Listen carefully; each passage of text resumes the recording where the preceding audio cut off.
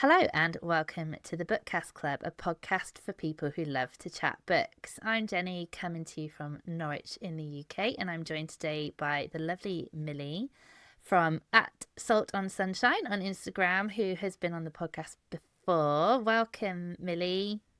Yeah.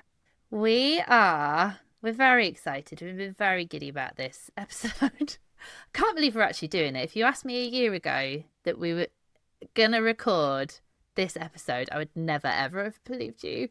This is a Laurie Gilmore special. So we are going to be chatting about the Dream Harbour series by Laurie Gilmore.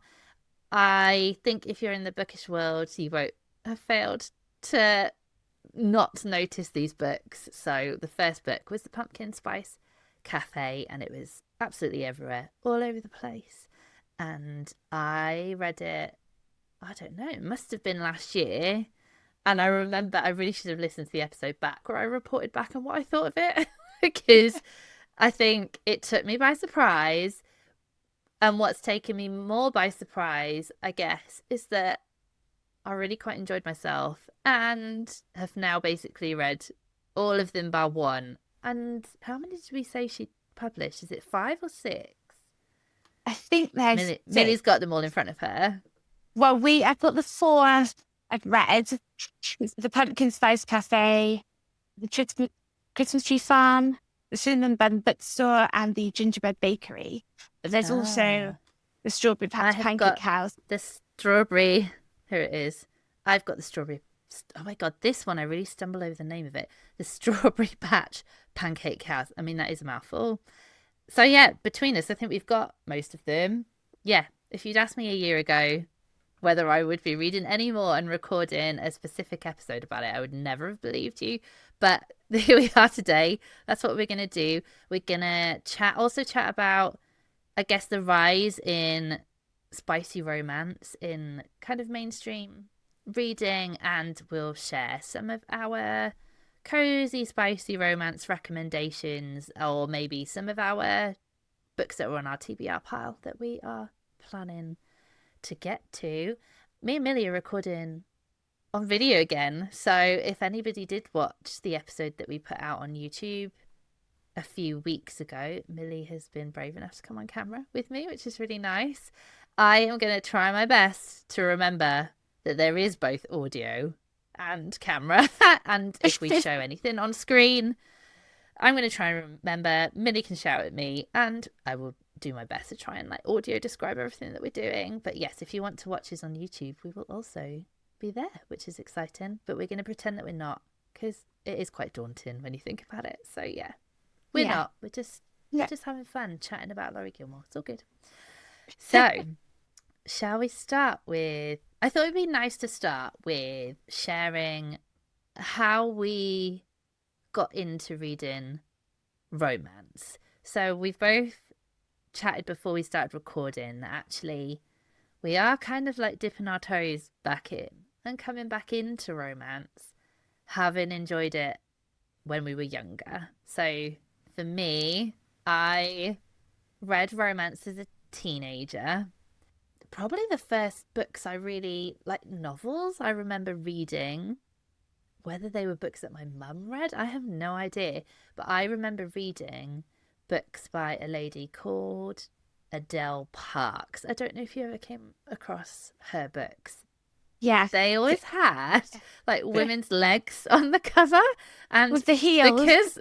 With the heels, right? So because we've got video, I'm gonna find them just to share on screen. Yeah, they always had women's legs on the cover. And they can't have been that good. I don't know. Maybe they were good. I don't know. I used to enjoy them anyway. I had loads of them. The one called Tell Me Something. I mean, that sounds like the sort of title that she would have come up with. Let me find an example. They felt very sophisticated when I was younger. I remember reading them and thinking, oh, this is a 30-something woman that's got all this stuff together, that's having some kind of amazingly cool crisis. And now I'm I don't know if I remember aspiring to be like that. And now I'm like, I think I do I want know, to do it's so that. funny, isn't it? Yes. What did you say? Did you say tell me something? Yeah, that's ringing a Is that what you bell. said? Yeah, there's one called Tell Me Something. Still Thinking of You. Game Over. Larger Than Life. I remember reading that one. Okay, so that came out in 2002. So that, yeah, was I a teenager in 2002? Just about, maybe. I think it's about 17. So yeah, I guess that makes sense. Let me just. I'm going to share these covers. So Yeah, they are these are the ringing a covers bell. that I remember. Oh, look at this one. Game Over. Yeah, Larger Than Life. This one I really remember. Still Thinking of You. Husbands. Yeah, just ladies' legs. Yeah, look at them. Yeah, Lovely. So I those are the ones definitely. I remember reading.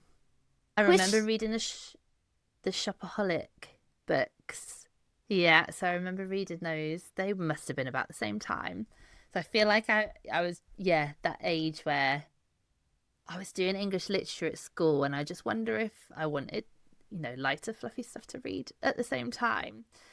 And then my like taste shifted, I guess, probably partly because I did English literature at school and I did it up to A level, and I subsequently took like creative writing classes, and quite frankly, I became a bit of a snob. And then I was like, I don't read books like that anymore, and I didn't for years and years and years. And I remember recording an episode with Alice where we talk about romance books, but even then, and this is probably only 8 years ago that we might have recorded that episode, we referred to it as chick lit, and we'll talk about this later, how like maybe that terminology's like shifted a bit. But I don't think I was reading very much then, and then I started dipping my toes back in by just every Christmas just treating myself to like a really cheesy Christmas romance, like not good books. But I enjoyed them, and I've scrolled back through my story graph, and I could see that I was giving them like 3 stars, 3.5 stars, like having a lovely time. And yeah, that's what I did. And Twilight, I mean, I guess that counts. Like I enjoy. I feel like YA was maybe like a slight re-entry point. Like I feel like a lot of the YA I've read includes a romance side of it. So I love the Twilight books. If I don't know, I'm too scared to reread them because I loved them the first time round, and I just don't know. I feel like I should just protect that memory of just loving yeah, them. don't meet your heroes. Just No, let them. leave them alone. Yeah, so I haven't read loads, but I'm also, I mean, I talk about horror a lot on this podcast and how I watch a lot of horror films, but on the other end of that spectrum, I watch loads of rom-coms. Like I have two polar opposite ends of my spectrum of film watching. It's horror or like rom-coms, and I bloody love a Hallmark rom-com. I Oh, love them. They're terrible, yeah, but I love them. So like I'm one extreme or the other. So it's not that I don't like romance, because I do. It's just I don't know whether I've just not read the right books, or every time I've tried to like dip my toe back in, it's not really been quite what I've been after. But yeah, I guess yeah, that's my journey. And now I'm a bit more ready to really find some really good ones, I think. There's so much out there. I don't know where to start, really. So that's part of why we're doing this episode. It's going to be some sort of like, yeah, therapy session on our re entry into the romance market. But I think, is your journey fairly similar? yeah. I'd say so. The Shopaholic series was a big a big one for me. I think I read a lot like Sophie Kinsler when I was younger. I think my reading in general when I was younger was a lot more fluffier, and I Mm-hmm. just wanted happy, happy, happy, happy. Nothing too deep, or I just wanted everything to be rosy, and I wanted to know that the ending would be good, and or good as in happy. You said what was Adele Parks? Was she similar to Jane Fallon or Jane Fallon? Because I Oh, remember reading a book called Getting Rid of Matthew, and I think it's a lot of is it? a lot of the similar Oh, it's come vein. straight up. Jane Yeah, Fallon. Yeah. I think she was similar. It's kind of Um, also ladies' legs on the cover of yes, that one too. yeah. So I think they were Another book I can even still picture the cover was Lucy in the Sky by Paige Toon. I actually recently read another by Paige Toon as well. I read it earlier this summer, just because I saw her name and I thought, oh, I did used to read a lot of hers. Again, very light-hearted romance, and nothing bad happens, you know. Well, I mean, poor Matthew gets the bad end of the deal, but apart from that. And then that was when I was quite young, and then, well, sort of teenage, and then I don't know why, but I just seemed to stop wanting the fluffiness.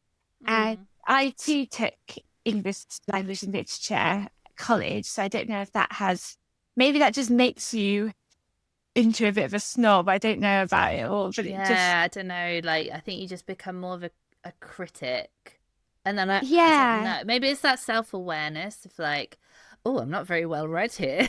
I've never heard of any of these books I'm having to study, and suddenly it feels like this fluffy sort of glittery world that you've been enjoying. You're like, oh no, I'm older now. Like that's not I'm more mature.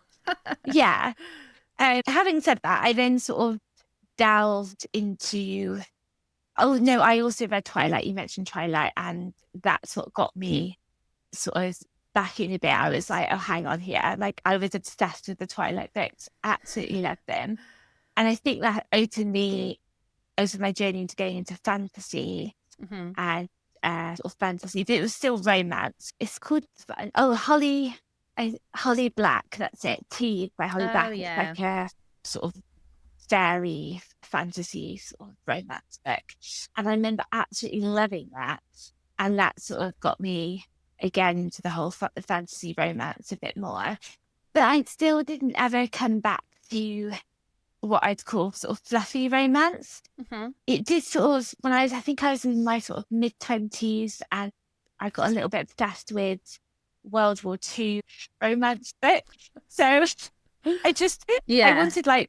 I wanted the big love story, like war. And so I read a lot of Annie Groves, which I've recently learned and her other name is Penny Jordan. But the books are written under Annie Groves, and they're just sort of, I don't know if you call them light-hearted, but they're not they're very heartwarming stories about the girls and the women back at home during the war. I've seen I've never read any of these sort of World War II books. They were the wartime equivalent of the fluffy chick lit, if you want to call it, sort of romance, because, you know, things always worked out, and it was sort of the same boundaries to put in a 1940s setting, I suppose. Historical romance. Maybe I was still reading it then, and I'm just lying to myself. And then to be honest, I just drifted away from romance. I started reading more, what would the word be, sort of more contemporary, sort of still love stories, but you wouldn't call them romance, more literary and quiet stories, you know, about everyday love and everyday life. And that just sort of took over. And it's only been recently that I've started getting back into romance, and that has come through reading fantasy, so more fantasy romance rather than the sort of isn't that until reading the Laurie Gilmore, they were the first ones which you got me into, Jenny. Did I? Yes, you recommended the Pumpkin Spice Cafe, and I read it, and I was like, what's it happening? I love it. I still remember Belle and Sarah, because I remember being shocked about the spice in it, and I remember that's the conversation we had, was that this super cute, cozy book that nobody had alluded to the spice in any of the social media I'd seen. Like, I think I'd seen them on TikTok, and nobody had alluded to the spice level. So I started reading them, and actually they are cute and cozy and fluffy until they're really spicy, and they're like, whoa, where did that come from? And I remember talking about that with them, and them saying, well, actually, is the cute cozy cover actually some sort of coded messaging about the spice levels. I'm like, I don't know. I don't understand. So, yeah, I remember that episode. And I remember laughing and kind of. Did I say I'd read one again? I don't think I'd sworn off them after reading one. And obviously, yeah, I obviously got into them. Yeah. They have a way of getting under your skin. I think I read it, loved it, but I thought, oh, that'll be that. And Yeah, then that's I was it. like, no, I actually want more. I need to read more of these.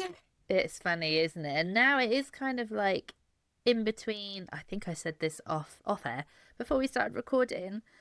I've read, I don't know if I should say this in case people are about to join in with our book club, but I've just finished The Lamb, which we're reading for our Patreon book club. And content warnings for people if they've not read it. It's pretty heavy going, and it's a good book. I didn't enjoy my time with it. I'm going to leave it at that.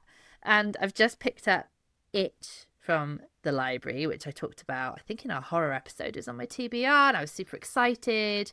But it is about finding a dead body in the woods that's been like consumed by insects. And I'm like, I'm not ready for that now. I've icked myself out.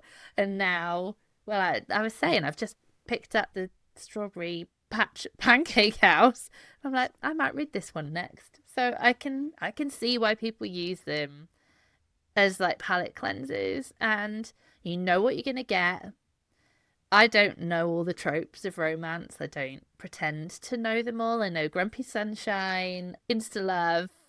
I'm sure there's others that I've read that I don't realize I'm reading like a trope that's used. Enemies to lovers. Enemies to lovers, yeah. So yeah, I think people know what they're getting. And like you said, you know you're going to get a happy ending. Like, you know that they're going to get together at the end. No matter what drama they go through in the book, you know they're getting together at the end. And yeah, there's something reassuring in that, just knowing what you're getting. And I read so many books where I don't know where something's going to go, and I don't really know what the tone of the book is going to be until I get into it. That actually, yeah, they are really good palette cleansers, like safe reads, my safe space. Yeah, so we're just gonna dive into chatting about spicy romance or romance in general, to be honest, because like we said, we are kind of diving back into it. I don't know all the tropes. I guess I'll learn them as I read more. I find it really interesting that I always felt like erotic books were erotic books and they were in a separate category. And maybe you wouldn't be able to, I don't know, can you? I feel like maybe you could buy them in Tesco. I don't know. I feel like they're in a separate section, right? And they always had obvious covers, like there'd be naked men on the front, and you'd be like, right, okay, I know what that book is.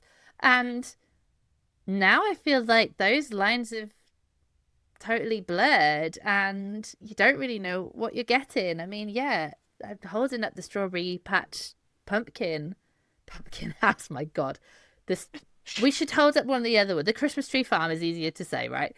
Hold up the Christmas Tree Farm. Here we are. But look how cute the covers are. Like, they are cute little village buildings, right? A lot of the time, I think maybe all of the time, they might have a little. Oh, no, this one's got a bunny coming out of the door, a little rabbit coming out of the door. I mean, it's so super cute. How the original. Yeah, the original Pumpkin Spice Cafe is so cute. It's got a little cat in the doorway. The new version that I found in the bookshop had people on the front, which I didn't know how I felt about. It had people holding hands. I was like, oh, I don't know how I feel about that. Yeah, I'm like, no, you're giving too much away. But there's no way, right, from this cover, the back of the cover, there's nothing on it that signifies that this has any kind of spice in it at all. I listened to this really good podcast episode with Laurie Gilmore. That is a pen name. I'll get on to Laurie Gilmore. But she did a really good podcast episode with another author called Nadine Matheson, who I think writes crime books.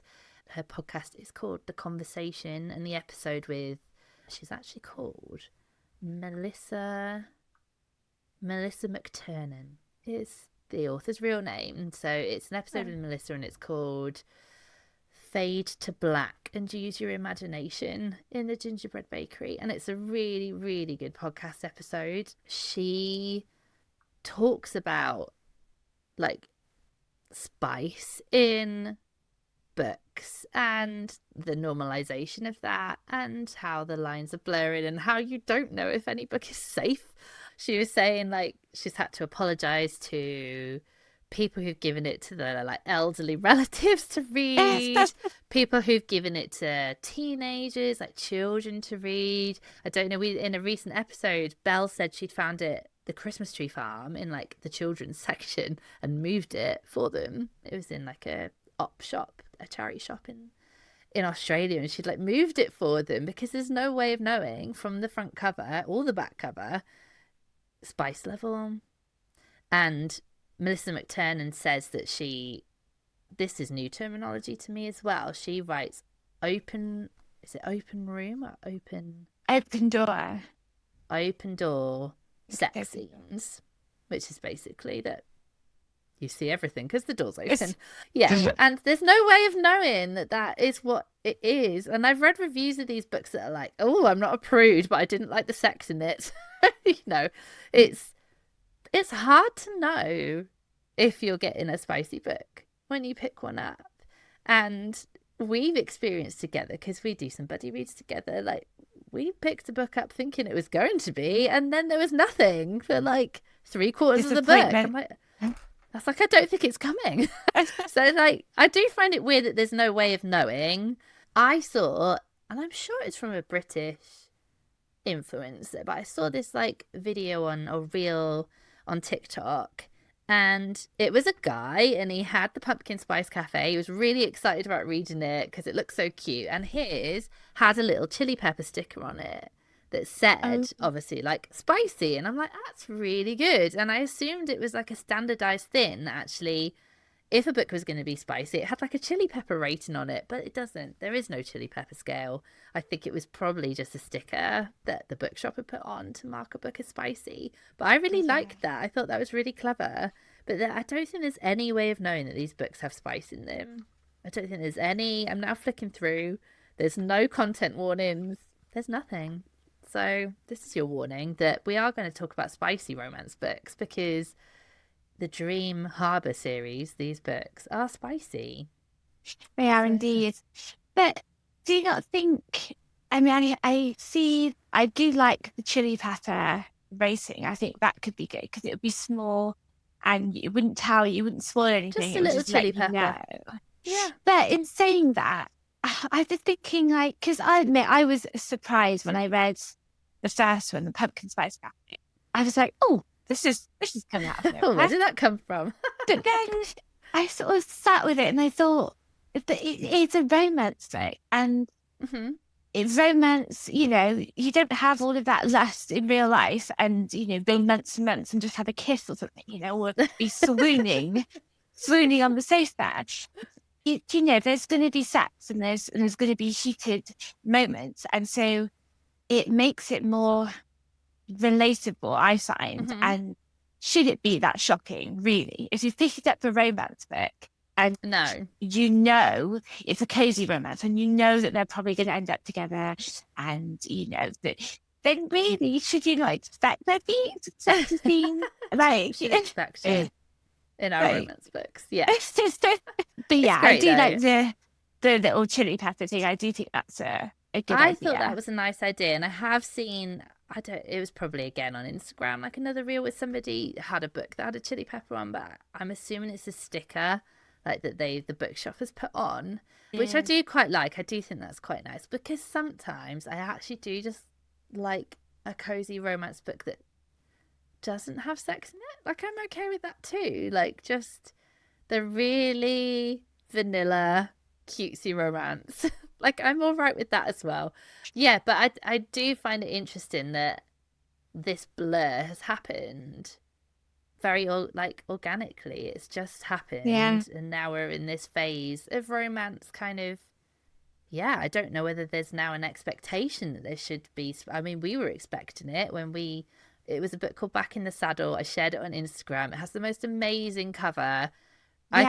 I think we both thought it was going to be a spicy cowboy romance, and it was neither of those things. It was very disappointing.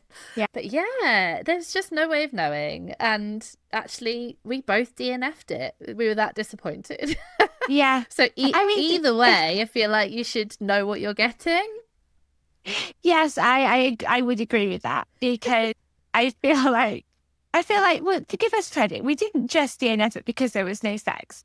I think the storyline It had a weird cancer plot. It was not romantic. It was not a romantic setting. No, there was very little romance. There's a lot of sort of cancer talk and complaining talk, and I was like, this isn't what I signed up for. So as soon as she said what her job was, I think I messaged Millie being like, this has a weird cancer side plot. Like, I don't think this is going to go well. Yes, yeah, that was a strange one. Yeah. Cover's really good though. Whoever the cover artist was did a very good job. Yes, I went and bought it because of that cover. It's now still on my shelf. I will get rid of it because I know I'm not going to finish it, but I am enjoying looking at the colours. Yeah, it's beautiful. So yeah, like we said, there's no way to tell, I don't think, if a book is spicy or not. Me and my sister went into Waterstones a couple of weeks ago. We looked at the romance. I love the fact that actually romance is not hidden. It's not either hidden or just like blended in with everything else. Like, just stick it in the general fiction and like hide it in there. It's in its own section. It had a massive table of romance books, so we just stood there like reading them and looking through them, because I was convinced of this bloody chili pepper rating that doesn't exist, could be checked. But some of the books did have a lot of content warnings in, which I did think was good, because some of the books are just, there's no way I would have thought that that's where they were going to be going. So I messaged Millie, say, did you know hockey romance was a thing? Which I found loads of like ice hockey romance books. And I was like, is this a whole like subgenre in itself? It is. Hockey romance is a thing, as is cowboy romance, which I'll get to later on. Let me just find, I took a picture of the content warnings in. This book was called, I should have known from the title, Pucking Around. Okay? Yeah. It's not subtle. But drawn in by the title, I was like, I wonder. So, and it had this huge page of like content warnings, which is where I realised that I don't understand the tropes of romance. I'm definitely nowhere near well read enough in romance to know all the different tropes. But it's listed the tropes as hockey romance, why choose, in quotation marks, friends to lovers, insta love. So I like that. I guess if you're really into romance, there's probably tropes that you don't like, so you could choose not to read it. Yeah. Then it uses tags. Now, I think, so it has tags like MF, MM, MMF, MFM, MMFM. Now, I think that means the relationships that you'll find in the book. And I'm going to assume they're sexual. So they've got like male-female relationships, male-male relationships, male-male-female relationships, male-female-male relationships, and male-male-female-male relationships. I was like, wow, okay. Am I brave enough for this book? It's like reading a crochet pattern with all the abbreviations. Yeah, yes. I was like, is that what that means? Yeah. So that is also tagged like a romantic comedy, queer awakening, too much sex, don't poke the bear. I really don't know what some of these mean. Golden retriever. I think some of these are like I did come across golden retriever in my research for today. I think that's to do with your like male main characters, like have like golden retriever energy. So there's all this like language that I literally don't know what it means. I'm not going to read the rest of it out because I might die of embarrassment. But that's the kind of content warnings that are in the front of some of the books. Not all of them. I don't know. It's obviously not standardized, and I don't know if it should be, and I don't know if erotic fiction was ever had content warnings. I feel like the cover alone was enough to know what you might be letting yourself in for, and obviously now that doesn't really happen. So who knows? It's wild out there. Just to warn everybody. Does horror, because I'm only just getting into the horror as well. I know you read a bit more horror. Do they have always had content warnings on there? I don't think so. No, So I mean, maybe it's annoyingly, just I've just not a given the book thing. lamb. No, it's not like Maybe what's the we cinema always rating one? The BBF? Like there is no organization that puts age limit on books or insists on like content warnings. Like there's no, oh god, what do they call organizations that do that? There's no like, they're not a governing body, you know what I mean? Like there's yeah. no, it doesn't exist, so there is no standardized kind of way that they tell people that they need to warn them about what they might be reading. I'm now looking in, annoyingly I Well, gave the maybe we lamb always back to the rely. library, but that didn't have any content warnings in it, I don't think. Oh no, hold on. In the author's note, as with all my novels, I would like to give any survivors some more information on the potential triggers that they may face in this book. And then she's listed them. So, yes. I am. However, I don't think it's standard. As I say, I've noticed recently in the author's notes, there's been content warnings or warnings of some kind, or making notice of what you're about to read. But again, that's on the author, isn't it? That's not on. It is on the author to do it, which is, it's great that authors are taking responsibility. But I feel like, if there was some sort of standardized system like there is with films, then it wouldn't put the onus on the authors. But then would they be playing the game that they want their book to be categorized? Because that's what films do, don't they? Like they're edited to like hit the 15 rating rather than being rated 18. Like would it? What's the word? Would it censor them? Like slightly? Maybe. So I But think then maybe authors wouldn't want it to happen. it might already be, if you know you're writing a certain content and you know that particular format sells, you might already be censoring, you might in the same way what they called Mills and Boon class, just they have to follow a certain format and that's the audience that they're targeting. So it kind of already already kind of happening. And actually you saying that in that podcast episode I was talking about, Melissa talks about the fact that she actually, in the original pumpkin spice book, her original draft wasn't as spicy as it became, so she was pushed to go further. So you're right, it's kind of happening anyway based on like who they can market it to. So that's really interesting, because actually I think the pumpkin spice is, I think from memory, it is the spiciest. I can't remember, they're all gonna blend into one. I remember the Christmas tree farm being like, oh, okay. So I felt like that one was quite spicy. I don't know. Let's move on to Dream Harbour. It's a nice natural segue into the Dream Harbour series. I'll start by giving a little bit of an author profile on Laurie Gilmore, because she is quite an interesting person. We must have discussed this before, whether it was on the pod or not, I don't know, but obviously it's a pen name. If anybody has watched Gilmore Girls, then the main character in that is called Lorelai Gilmore, and the whole vibe of Laurie Gilmore's books is like cozy small town romance, which is exactly what Gilmore Girls is. It is a pen name. Her real name is Melissa McTernan, and she has a really interesting like publishing background. So I think I've incorrectly said that I thought the Pumpkin Spice Cafe was self-published to start with. It wasn't. However, she was a self-published author.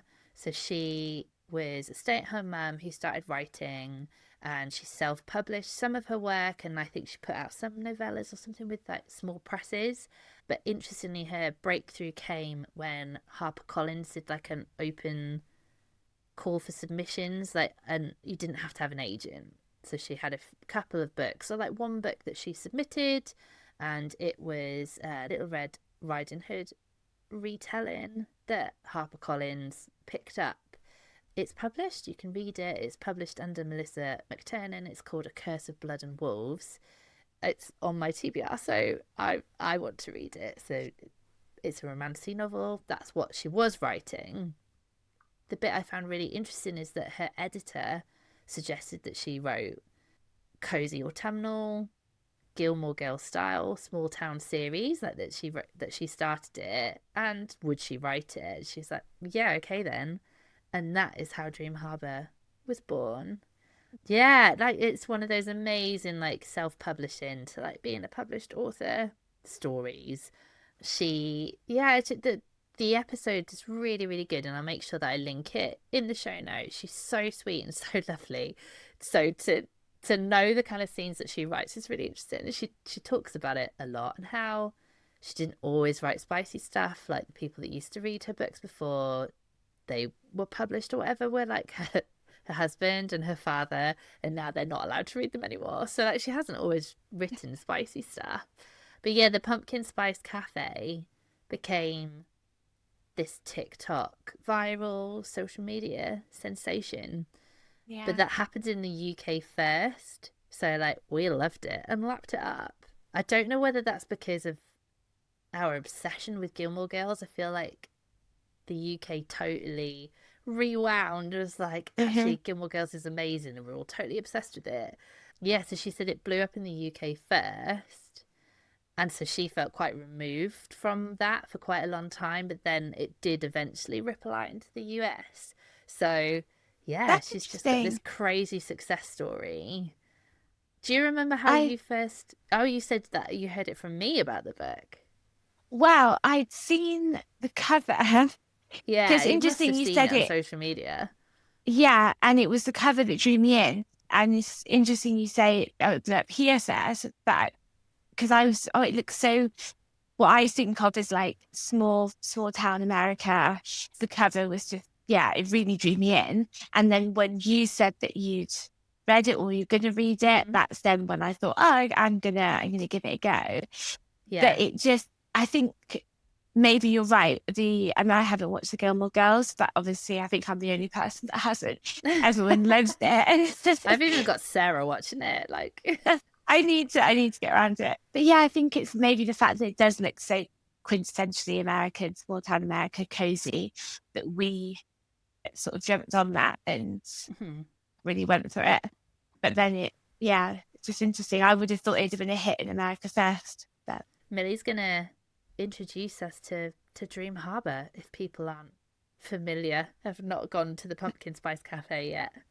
Yeah, the Dream Harbour. I love that this whole series is set. What is the word when it is everything's interconnected? Each book is interconnected, and it's like this sort of world that she's created. So every time you read a different book, you're getting a different story, but the characters will interact with other characters from a separate book. So you're very aware that you're in this little... Do you know what it reminds me of? It's a snow globe. When you peer into a snow globe, And obviously this happens with other books as well, but this in particular, because it is so cozy, it just, every time I pick up the book or I see them all on my shelf, I'm reminded of like getting really close to a snow globe and imagining I'm in this little village, like peering out. But yeah, it's called Dream Harbour, and in the front of every book, I'll try and hold it up to people. There's basically a map. The map shows a few streets, and it's got all the initial houses. It's got Logan's farm. It's got obviously all the Pumpkin Spice Cafe. And what's really cool is you can see, so there's the ice cream shop and the flower shop. So these are books that we haven't, I don't know if they've been published over here yet, but I haven't read them. And there's the Pancake House. So you know that there's more coming. And that's really exciting. And so every time you read one, you can see, oh, they're next door. So like what's his name? Matt from, which one is he? Which one? Oh, is he from the latest one we read? Yeah, he works at the gingerbread. He's from the gingerbread bakery one. So yeah, he's back in his father's pub, and you can see that that's next door to the Pumpkin Spice Cafe. So they're all on this little street, and it's just a very cozy, very warm atmosphere. You get the feeling that everyone knows each other, everyone knows each other's business. to the point where it's like a lot of the time they can't even, something will happen and already everybody knows, very small town, which must be very frustrating for the characters. I remember growing up in a small little rural town and I couldn't do anything without, I'd come back to my house and my mum would say, you were seen at, wherever. Who told you? Yeah. Who's phoned you up? Yeah. But so yeah, in that sense, it's quite just very cozy, really, isn't it? And it's a nice little world to go back and escape to. I will say you can read them in any order. I mean, I've tried to read them in the order that they've come out in. So what's that? Is that called chronological order? Yes. I guess so, because I suppose if you did read them out of order, the only thing would be that because the plot line continues, some of the couples who maybe weren't couples at the beginning are now couples. I've read them out of order, which you definitely can do. I think I went Pumpkin Spice Cafe, then I skipped to the Christmas Tree Farm, and there'll definitely be relationships that have happened in the previous books where they're now together. But I think she's really good at writing them as like standalone stories. You just accept it. You're like, okay, they'll have got together in the last book. The stories are all the same, pretty much. So you can read them standalone. I've definitely read them all over the place. The only one I've got left to read is the Strawberry Patch Pancake House, which I think is like the fourth one. Yeah, it's the fourth one. Oh, is it the fourth? I thought it was the fifth. Yeah. No, the one we've just read, the Gingerbread Bakery, is the fifth one. We skipped the Sorry, yeah. So I literally have gone 1, 3, 2, 5, and I'm going to go back to 4. But like we said, they are standalone in that you can read them because you kind of already know maybe the ending before you start it. And I would say most of the tropes are grumpy sunshine, and she kind of flips that. Mm-hmm. Sometimes the male main character is the grumpy one. Sometimes it's the female that's the grumpy one. What's the other tropes they've got? Enemies to lovers. Enemies to lovers. Bakery one that we just read. Otherwise, I think maybe they're all grumpy sunshine ones. Yeah, generally.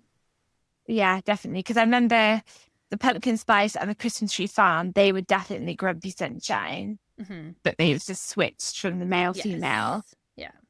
And that's definitely in the Gilmore Girls, like the main character, Laurie Gilmore, and she has a relationship with Luke, who runs the local cafe. So all of it's kind of a rip-off of Gilmore Girls.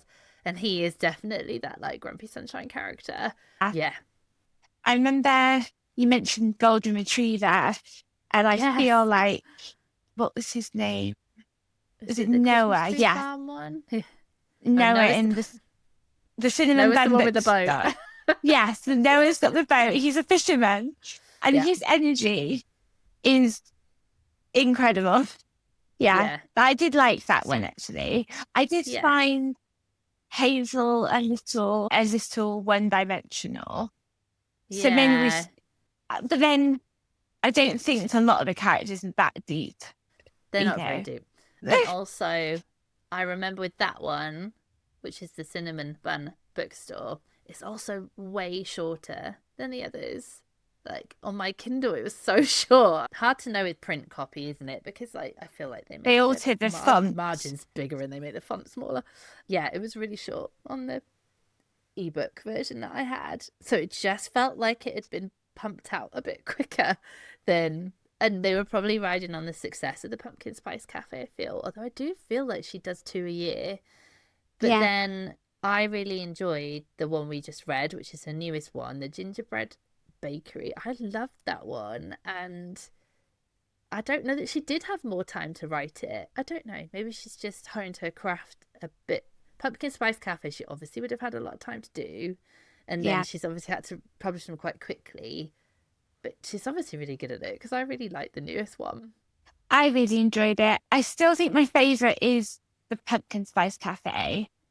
And I don't really know why. Maybe it's just the fact it was the first one, so it was new and fresh. And as much as I love them, like we said, it is a similar story line in each one. I guess you were introduced to the town for the first time. So there was that sort of like Yeah. learning what the town is like and being introduced to the cafe, which is seems to be the kind of hub of the town, and it's where all the villagers, town folk like use the cafe and the book clubs there, and Yeah. yeah, there's that kind of And I intro think, to Dream yeah. Harbour that's really nice. And maybe just the fact that it's set in a cafe, and I love coffee shops. So maybe it's Yeah, just this is a personal thing, but I just coffee shops, the book club go there. It's really nice. Yeah. yeah, yeah. I would, yeah, I do recommend starting with that one. I think if you haven't come into the Dream Harbour world, Snow Globe yet, I think start with the Pumpkin Spice Cafe. Hmm. But then if you want to hop around, Hop hop. around, do whatever you want. Going back to the spice in the book. So in the first book, the Pumpkin Spice Cafe, obviously we were all like totally surprised by the spicy scenes in it. Now, when I read the Christmas tree farm was good as well. Like I feel like she did different spicy scenes in the Christmas tree farm. I was like, Yeah. oh, quite like where this has gone. Then I read the bookshop one, and I Yes. felt like, and this is a bit unfair because I've read them back to front, so this isn't necessarily true, but I felt like she'd run out of sexy ideas. And it was really bad for me to be kind of bored by the spicy scenes at that point. I was like, I think I might have had too much spice by this point. I'm like, where do I go from here? Where I'm like, I don't I know, the mean, spicy scenes are a bit samey for me now. But then I didn't have that with the newest one, which actually doesn't have that many spicy no, the scenes newest, in. it's the least spicy. The least spicy doesn't come Yeah. until like 3/4 of the way through. Yeah. So And it also has the dual timeline. The first one yes, which I did does I that. did really like. So she's experimenting with her format, I think, which is really good because I did feel when I reached the Cinnamon Bun bookshop. My God, they're so hard to say. The Cinnamon Bun bookshop. At that point, I'd read 3 of them, and I was like, oh, I don't know. I might be out now. I feel like they've got I think, samey. And yeah. actually, she saved it with the latest one that you and I read together. I was like, oh no, that was my favorite one that I've read. So I will finish it. I'll probably keep going. And I think maybe you were just a bit, because I thought the cinnamon bun, I mean, we had spice on the boat. Jenny, we had spice on the beach. Oh, it's just God, this sand It- and like it's not spicy on the beach. This sand, I just don't believe it. There's sand everywhere. That's Nobody finds that spicy. The that's boat, yeah, okay, the boat. The boat was cozy and cute, but yeah, I I think with the latest one, with the gingerbread one, there was much more of a build up. That with mm. it, Maybe it was the format switch where she's like used a different. Yeah, she's done that like back and forth, that time shifting. I was like, oh, actually, no, I really like this, and a bit of like yeah, history to their relationship that I really, really yeah, liked. yeah. The dual timeline, I find I like that in most books. So I did enjoy that. I hope she does that again because it's nice. You feel like you get a bit more depth of the characters as well. Yeah, yeah. No, I do. I really enjoy them. The other thing that I was going to say about covers is obviously because the covers are so cute. Like you can just read this on a train. You can read it Yeah, on the train. Nobody's going to be like, "Oh, hello, what are you reading?" Except if they've read them, then they might be. But well, yeah, that. you can just read that on a train. I have to admit that the ones with like a sexy man on the front, I am never going to read that in front of anybody. I'd have to have it on an e-reader. Yeah, I do wonder if some of it, marketing wise, is that as well. Like the fact Yeah, that it's discreet and therefore more people can buy it because they're not worried about being embarrassed on the train that somebody might spot you reading it. Like, I don't know, maybe it's all just clever marketing and they're not going to stick a chili pepper on the front because that will just give it away. but then Who people it knows? would only it's only people in the book world that would probably know what the little chili pepper meant. So True. And you could always read it like with your hand over it. You could just yeah, hide the chili pepper. Interestingly, Melissa McTernan says that the Red Riding Hood retelling, can't remember the name of it now, her werewolf book. I wanted to read The that. name? A Curse of Blood and Wolves. I think it's going to be part of a trilogy. So the first one's out. She says they're a lot spicier, which I was like, oh, okay. So they're spicier. Okay. She writes them at the same time as writing the Dream Harbour books. So I think Wow. she's got the next Dream Harbour book is going to be the flower shop, and they pop up in the wedding because they do the flowers at the wedding. So that's how they start like interlinking. She like that releases, and then the second book in her werewolf trilogy releases. I'm like, you are prolific. She really is. So it'd be really interesting to read. We should buddy read that one Yeah, together. I would definitely. Because apart from these, like I said, I am more of a, what is it called? Is it romancy? Like, yes, fantasy romance. That Yeah, would be my, well, yeah, I that your read the most of, go-to. I would say. So yeah, that sounds amazing. I would like to read that. I would be interested to see if the tone of her writing stays the Yeah, same, or that's what I'm if, interested to see. yeah, if Because the, that's obviously what the publisher picked up first and then asked yeah, her to write the Dream Harbour series. So yeah, I'm like, I'm totally intrigued. It's enough to get me wanting to read it. I've left this quote in our outline because, as listeners know, if they've listened to this season, we do run our episode outlines through chat GPT, usually just to get them in an organized format that looks nice and actually our guests can actually read. But it does do really helpful things like throw quotes for discussion into the outline. And I've left this one in because it made me laugh. Laurie Gilmore books are like a Hallmark movie that got permission to go to second base and readers love it. And I was like, yeah, I think they are. Like, I think that's yeah, why I like them.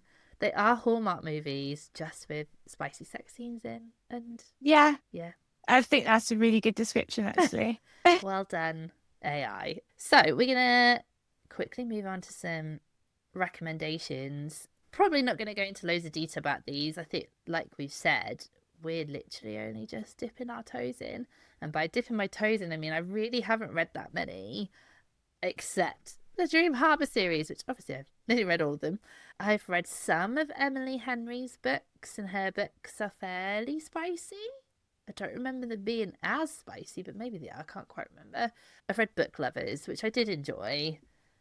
They don't have, I don't think they have quite such a cozy small town element to them, but I enjoyed Book Lovers and they are spicy. And then the only other romance book I've read recently, which doesn't have spice, is The Very Secret Society of Irregular Witches by Sangu Mandana, which is very cozy and very lovely. And there's no spice in that. I'm remembering that right. Yeah, No no, spice. there's no There's spice, no. Have you read what's it called? The Witch's Guide to Magical Innkeeping by Sangu Mandana. Her second No, is that one. her new one? Yes. If you No, I've not liked read it yet. a regular witches one, then you should read it. It's really good. Yeah, I'd like to read that one. Yeah, I enjoyed the first one. It was really good. But yeah, Have definitely you there's no spice. No But spice. No spice. She's still safe. lovely. No chili pepper sticker required. Have you got any more that you've read? I have one that would be considered spicy, but I wouldn't say cozy, but it is a romance. And then I've got a couple that aren't spicy, but I still think are really nice romances. So the one with spice is You Made a Soul of Death with Your Beauty by Akwaeke Emezi, Ah, which okay. you've I did probably not know heard of. You that's might have what seen that book. Yeah, I have. it's got the hands on the cover, or the one I've got had. But that actually starts the opening, well, not the very opening scene, but pretty close to the opening scene. There's a very good, very well written, spicy sex scene, and it really sets the tone to the book. It is quite a I didn't summery know book, that though. was a romance book. Yeah, I would definitely class it as a romance. It's not Yeah, I didn't even know that was one. sort of, I wouldn't say cozy romance, but definitely romance, but more like sizzly romance, like sizzling on the beat. Hot romance. Yeah. But then, what was the ones? So, if you're looking for more romancy but fantasy romance, I cannot recommend enough the Katherine Arden, the Winternight trilogy. So, The Bear and the Nightingale, The Girl in the Tower, and The Winter of the Witch. Those are one of my favourite trilogies ever. And even though it's not spicy, it's still got this like very lustful energy about it. And, you know, she's a mortal girl and she's in love with the Winter King. It's like unattainable. He's literally made from elements. But it's fantastic. And if you like that, that you want a more fluffier, because that is quite the Stephanie Garber Once Upon a Broken Heart series is full on pink meringue romance in the fantasy world, but that still has that feeling of the snow globe because all three books are set in the magnificent north and they all interconnect and the characters pop in and out throughout the books, and it has got a love interest and it's the Jack that's its heart. And Evangeline is helping him, and it's kind of like enemies to lovers. Yeah, it's like... I nearly bought those because I don't know why I let myself go on Vinted. I should block it with my app blocker. But I was on Vinted looking at books and somebody was selling the whole trilogy. I was like, get it. Very tempted. You did. No, something put me off. I feel like 2 of them were hardback and 1 of them was a bit of a tatty paperback, and I was like, oh no, I need uniformity if I'm gonna do it. I really want to read them after you mentioned them last time. So yes, there they are. Those. Yeah. Oh, I do have one more. Sorry, I mean, this is more of a wild card, but if anyone hasn't read Tipping the Velvet by Sarah Waters, don't you think that just needs looking mentioned? Because as love stories and romance and spice. Yeah. Oh yeah, she's spicy. Yeah. I just thought, I know it's a bit of Sarah Waters. The Paying Guest is a good one as well for some spice. Yes. Oh, and you consider that romance. I guess it does have. It is romance. Yes. But it's quite depressing. So. Yeah. There's a relationship. But Tipping the Velvet is, for me, up there with. It's just such a wonderful love story. Yeah. It's a lovely, very vivid setting to it as well. That I really like. Yeah. Yes. And lots of nice spicy scenes to enjoy. Very spicy. Remember tools being used in that one, so yeah. Definitely not closed door. Weren't they kept in a box? Doors are wide open in that one. Doors, windows, everything. Everything was open. Yeah. That's a good one. Yeah. God, I forgot the good ones. Let's have a reread. Got a couple on, just one series of books on my TBR. After the failure that was Back in the Saddle, I don't know why, but I'm really drawn to cowboy romance, right? I have no idea why. I think I don't know, it is that American setting. Like, I love, not that it's cowboys, but like I love Virgin River, the TV series. Do have the first book of that one to read, actually. But just, I love that setting, like that wide open landscape, but then also small town romance. I'm like, I'm really into it. So interestingly, I'd clocked this author anyway because I keep seeing her books in Waterstones. The book I keep seeing is called Wild Love, I think, by Elsie Silver. So I spotted that one and I was like, oh, that's a cowboy. That's cowboy romance. I could do cowboy romance.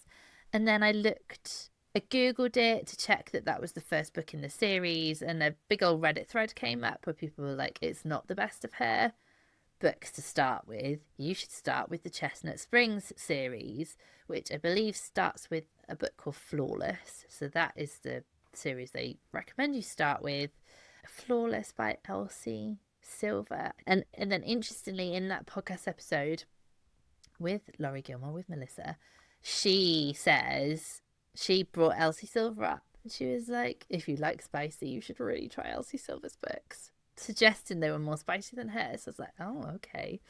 And then I feel like if you want to go really spicy, you should try that hockey book that I found, because that looked interesting. I can't believe my library has it. Like, it's literally on the Libby app and nobody has it out. So maybe I should take one for the team, as they say, and have a read and see what it's like. I could report back. Are there any that have taken your fancy that you are thinking to pick up? Do you know what? I don't really have any, because I'll be completely honest, I'm diving back in to this cozy romance for so long now I've not been reading it that I'm surprised by how much I'm enjoying it.